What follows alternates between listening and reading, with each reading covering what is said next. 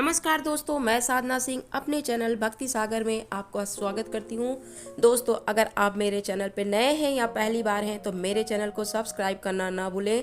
साथ ही बाजू में बने हुए बेल आइकन के बटन को भी दबाना ना भूलें ताकि आने वाली वीडियो की नोटिफिकेशन आपको समय पर मिल सके। और अगर आपको आज की वीडियो अच्छी लगती है तो एक लाइक कर दीजिएगा और बहुत ज़्यादा पसंद आती है तो अपने दोस्तों यारों को भी शेयर कर दीजिएगा।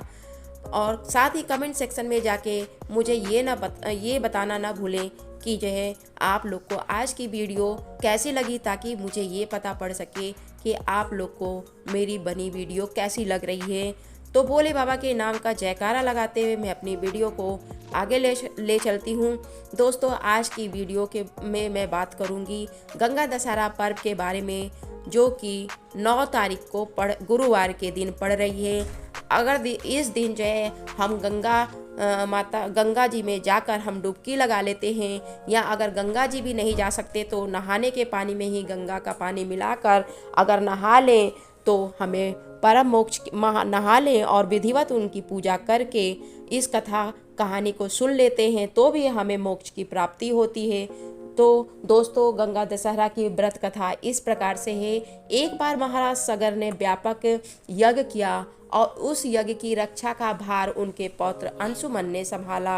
इंद्र ने सगर के यज्ञ व अश्व का अपहरण कर लिया। इस यज्ञ के लिए जो कि एक विघ्न था, परिणामतः अंशुमन ने सगर के 60,000 प्रजा लेकर अश्व को खोजना शुरू कर दिया।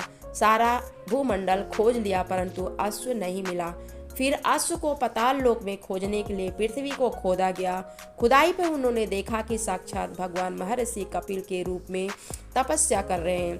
उन्हीं के पास महाराज सगर का अश्व चल रहा था। प्रजा उन्हें देखकर चोर चोर चिल्लाने लगी। महर्षि कपिल की समाधि टूट गई और जो ही महर्षि कपिल की समाधि टूटी और उनके नेत्र खुले त्यों ही सारी प्रजा जल के भस्म हो गई। इन मृत लोगों के उद्धार के लिए ही महाराजा दिलीप के पुत्र भगीरथ ने कठिन तपस्या प्रारंभ की।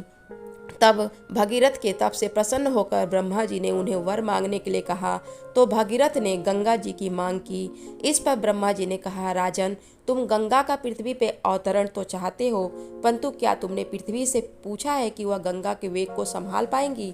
मेरा विचार है कि गंगा के वेग को संभालने की शक्ति केवल भगवान शंकर में ही है।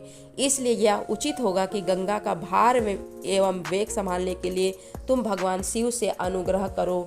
तो इस पे जो है महाराज भागीरथ ने वैसा ही किया और उनकी कठोर तपस्या से प्रसन्न होकर ब्रह्मा जी ने गंगा की धारा को अपने कमंडल से छोड़ दिया। तब भगवान शिव ने गंगा की धारा को अपनी जटाओं में समेटकर जटाएं बांध ली। इसका परिणाम यह हुआ कि गंगा को जटाओं से बाहर निकलने का पथ नहीं मिल सका। अब महाराजा भागीरथ को और ज़्यादा चिंता हुई।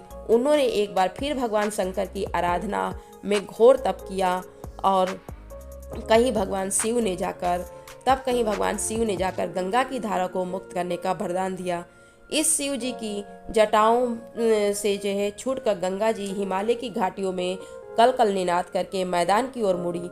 इस प्रकार भागीरथ पृथ्वी पर गंगा का वरण करके बड़े भाग्यशाली हुए।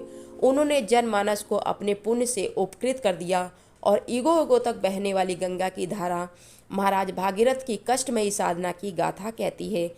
गंगा प्राणी मात्र को जीवन दानी नहीं देती बल्कि मुक्ति भी देती है। इसी कारण भारत और विदेशों तक में गंगा की महिमा गाई जाती है।